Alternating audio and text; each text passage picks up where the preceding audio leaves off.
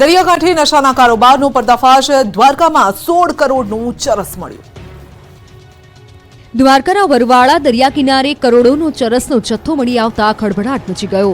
રૂપિયા 16 કરોડની કિંમતનો ચરસનો જથ્થો બિનવારસી હાલતમાં મળી આવ્યો છે।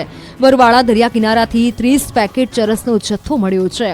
પોલીસ બિનવારસી જથ્થા મામલે સર્ચ ઓપરેશનમાં લાગી છે। અગાઉ નાવદ્રામાંથી 120 કરોડનો ડ્રગ્સ બંદરેથી ઝડપાયું હતું।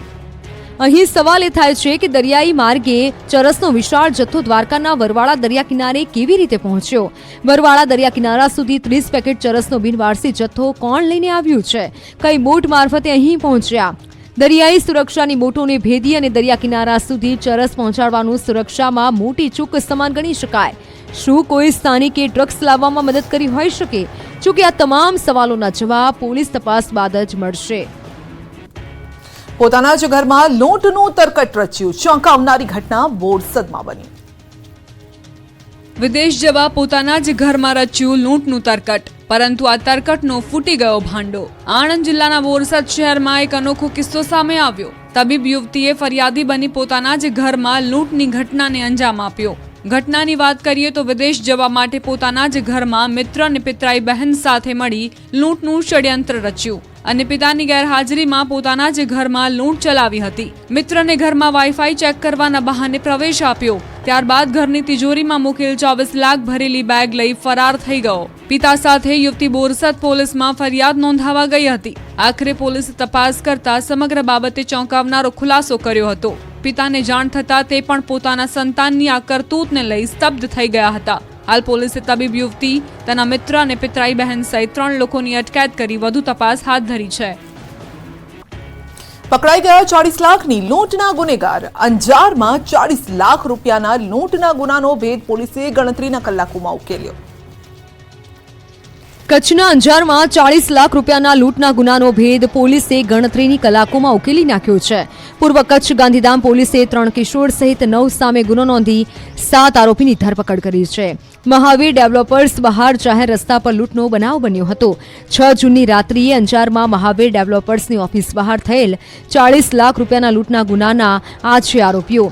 પોલીસે ગણતરીની કલાકોમાં જ આરોપીઓને સકંજામાં લઈ લૂંટમાં થયેલો તમામ મુદ્દામાલ રિકવર કર્યો છે। લૂંટની ઘટના બાદ પોલીસે આરોપીઓને પકડવા જમીન આસમાન એક કર્યા। ગુનાની ગંભીરતાને ધ્યાનમાં રાખી પોલીસે વિવિધ ટીમો બનાવી તપાસ હાથ ધરી હતી। પોલીસના જણાવ્યા પ્રમાણે મહાવીર ડેવલપર્સ બહાર જાહેર રસ્તા પર લૂંટનો બનાવ બન્યો હતો। કર્મચારી દરરોજની જેમ ફરિયાદીની કારમાં 40 લાખ રોકડ મૂકવા ગયા હતા। તે દરમિયાન બે બાઇક પર સવાર આવેલા શખ્સોએ છરી બતાવી રૂપિયાની બેગ આંચકી ફરાર થઈ ગયા હતા। જે બાદ તપાસમાં કર્મચારી પર શંકા જતા સમગ્ર ભાંડો ફૂટ્યો। પૂછપરછમાં પટ્ટાવાળા બાળકે એક મહિલા તથા આશરે 6 થી 7 લોકો સાથે મળી ઘટનાને અંજામ આપ્યો હોવાનું કબૂલ્યું હતું। પોલીસે સીસીટીવીના આધારે 7 આરોપીઓને ઝડપી પાડ્યા છે। આરોપી પાસેથી રોકડ રકમ સહિત કુલ 41.30 લાખનો મુદ્દામાલ કબજે કરી પોલીસે વધુ કાર્યવાહી હાથ ધરી છે। તો આણંદના ચિખોદરાના ધરશાપુરામાં વિસ્તારમાં રોગચાળો વકર્યો છે। 4 દિવસમાં અંદાજિત 50 જેટલા ઝાડા ઉલટીના કેસ નોંધાયા। વૃદ્ધા અને 14 વર્ષના કિશોરનું શંકાસ્પદ મોત થયું છે। અંદાજિત 24 લોકો અસરગ્રસ્ત છે। 6 લોકો સારવાર હેઠળ છે। ઘટનાના પગલે આરોગ્ય વિભાગ દોડતું થયું। ડોક્ટર સાથે 6 ટીમ સાથે ચેકિંગ પણ કરાયું અને 24 કલાક તબીબોની ટીમ એમ્બ્યુલન્સ સાથે ખડકી દેવાઈ છે। મંદિરના પ્રાણ પ્રતિષ્ઠા મહોત્સવ બાદ રોગચાળો ફાટી નીકળ્યાની આશંકા છે। દૂષિત ખોરાક અને પાણીના કારણે રોગચાળો વકર્યો હોવાનું તબીબો અનુમાન લગાવી રહ્યા છે।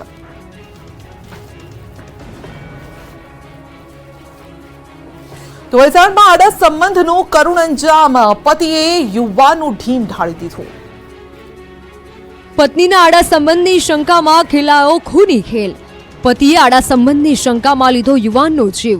વલસાડમાં એક ઘટનાથી ચકચાર મચી। પત્નીના અન્ય યુવાન સાથે આડા સંબંધના વહેમમાં પતિએ યુવાનની હત્યા કરી નાખી। મૃતક યુવાન વલસાડ નજીકની એક કંપનીમાં કામ કરતા મહિલા અને પુરુષ કામદારોને કંપની પરથી ઘરે મૂકવા અને લઈ જવાનું કામ કરતો હતો। જ્યારે યુવાન મહિલાને ઘરે લેવા અને મૂકવા ગયો ત્યારે મહિલાના પતિને મૃતક યુવાન પર શંકા જતા ગળું દબાવી અને મોતને ઘાટ ઉતારી દીધો હતો। મૃતક યુવાન ધર્મેશના પરિવારમાં હાલ માતમ છવાયેલો છે। 4 દીકરીઓના પિતાની હત્યા થઈ જતા પરિવાર નોંધારો બની ગયો છે. તો આ તરફ વલસાડ ગ્રામ્ય પોલીસે હત્યાનો ગુનો નોંધી ઊંડાણપૂર્વક તપાસ હાથ ધરી ગાડડિયા ગામના જેકી પટેલ અને તેના મિત્ર સંકેત પટેલ નામના 2 યુવકોની ધરપકડ કરી છે. મહારાષ્ટ્રના પુણેમાં ચોમાસાના આગમનની સાથે જ મેઘરાજાએ બોલાવી બઘડાટી. પહેલા જ વરસાદથી ઠેર ઠેર પાણી ભરાયા. લોકો કમરસમા પાણીમાંથી પસાર થતા જોવા મળ્યા. અનેક વિસ્તારમાં ઇમારતોના ગ્રાઉન્ડ ફ્લોર પાણીમાં ગરકાવ થયા.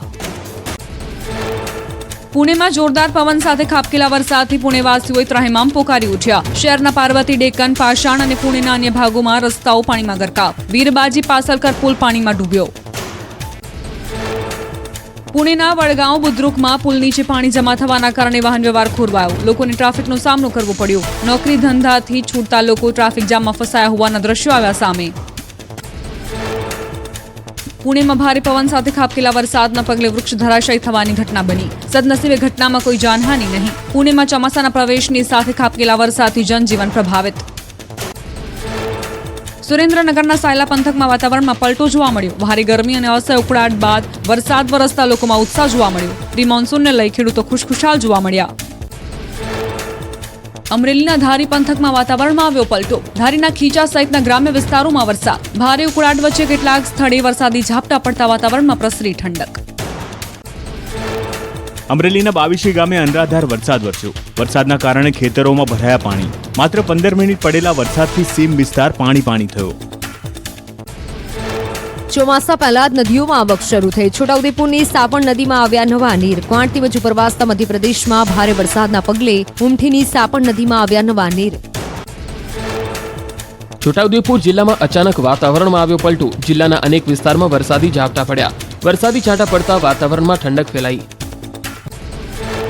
ડાંગના ગિરિમથક સાપુતારામાં સતત બીજા દિવસે પણ વરસાદી માહોલ બન્યો. કાળા ડિબાંગ વાદળો ઘેરાતા ગિરિકંદરામાં ધુમ્મસની ચાદર છવાઈ. વાદળછાયા માહોલ વચ્ચે સમગ્ર પંથકમાં શીતલહેર વ્યાપી.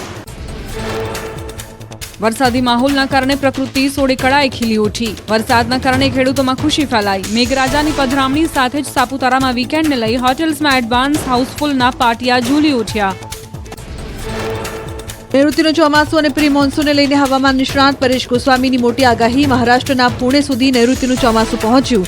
આવતીકાલે મુંબઈ સુધી પહોંચે તેવી શક્યતા.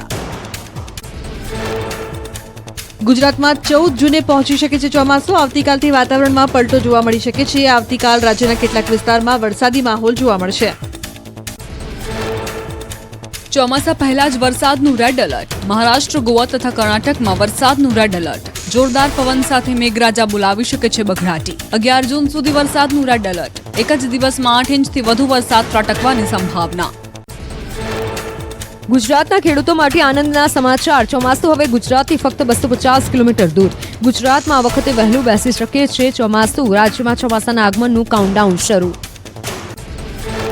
રાજ્યમાં આગામી 5 દિવસ વરસાદની આગાહી. આજથી 13 જૂન સુધી સૌરાષ્ટ્ર, મધ્ય અને દક્ષિણ ગુજરાતમાં પડશે વરસાદ. 9, 10 અને 11 જૂને સૌરાષ્ટ્ર, મધ્ય ગુજરાત, દક્ષિણ ગુજરાત અને દાદરાનગર હવેલીમાં સામાન્ય વરસાદ પડી શકે. થંડરસ્ટ્રોમ એક્ટિવિટીના કારણે 30 થી 40 કિલોમીટરની ઝડપે પવન ફૂંકાશે. 12 જૂને સૌરાષ્ટ્ર, ઉત્તર ગુજરાત, મધ્ય અને દક્ષિણ ગુજરાતમાં સામાન્યથી મધ્યમ વરસાદની આગાહી. 13 જૂને સૌરાષ્ટ્ર અને દક્ષિણ ગુજરાતમાં વરસાદની શક્યતા. જૂનાગઢમાં ગિરનાર રોપવે 11 જૂનથી 20 જૂન સુધી બંધ. મેન્ટેનન્સના કારણે ગિરનાર રોપવે બંધ રહેશે. 21 જૂનથી રોપવે ફરી થશે કાર્યરત. ઉપરવાસના ડેમમાંથી પાવર હાઉસ શરૂ કરાતા નર્મદા ડેમની સપાટી અને આવકમાં વધારો. સરદાર સરોવર નર્મદા ડેમની સપાટી 123.98 મીટરે પહોંચી. હાલ ડેમમાં પાણીની આવક 94,405 ક્યુસેક અને ટોટલ જાવક 20,520 ક્યુસેક નોંધાઈ. સાબરકાંઠામાં અંગ દઝાડતી ગરમીના કારણે ખેડૂતોનો પાક બળ્યો. શાકભાજીના ભાવ આસમાને પહોંચ્યા. બિયારણ, ખાતર, મજૂરી અને બજાર સુધી પાક લઈ જવાના ભાડામાં ઘટાડો ન થતા ખેડૂતોની પરિસ્થિતિ કફોડી બની. અમદાવાદ શહેરના નિકોલમાં ગોપાલ ચોક વિસ્તારમાં ચોમાસા જેવો માહોલ. ગટર લાઇન તૂટતા રસ્તા પર ફરી વળ્યા પાણી. રોડ પર ગટરના પાણી ભરાતા વાહન ચાલકોને હાલાકી. સ્થાનિકોએ એમસીને ફરિયાદ કરવા છતાં નિરાકરણ નહીં. વલસાડના કપરાડા નજીક હાઈવે પર ટ્રાફિક જામ સર્જાયો. જોગવેલ ઘાટ પર ટ્રક ખોટકાતા નાસિક હાઈવે અને અનેક ટ્રકોની લાંબી કતારો લાગી. 5 કિલોમીટરથી લાંબા ટ્રાફિક જામને લઈ તંત્રએ વાહન વ્યવહાર યથાવત કરવા કામગીરી કરી. એએમટીએસમાં બેસો તે પહેલા ડ્રાઈવરનું મોં જોઈ લો. એએમટીએસના હેલ્પલાઇન પરથી મુસાફરને મળ્યો હતો જવાબ. અમદાવાદમાં અકસ્માત બાદ મુસાફરે કર્યો હતો ફોન. મુસાફરે કર્યો હતો ફરિયાદી નંબર પર ફોન.